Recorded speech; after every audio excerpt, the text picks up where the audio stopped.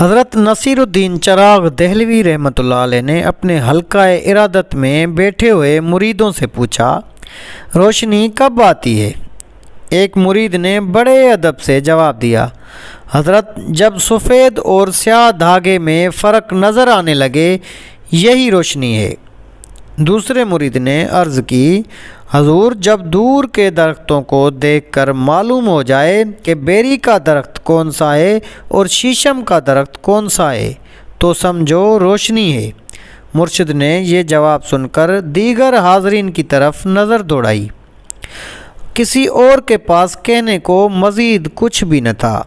اس پر مرشد نے ارشاد کیا، جب تم ضرورت مند کے چہرے پر اس کی ضرورت پڑ سکو تو جان لو کہ روشنی آ چکی ہے۔ اسی طرح روشنی اور تاریکی ایک ہی جیسی ہے۔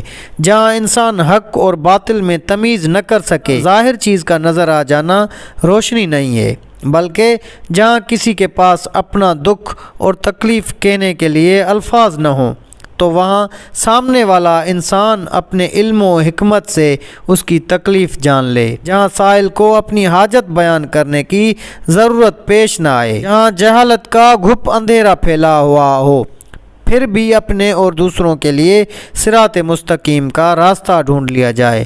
روشنی اسی کو کہتے ہیں۔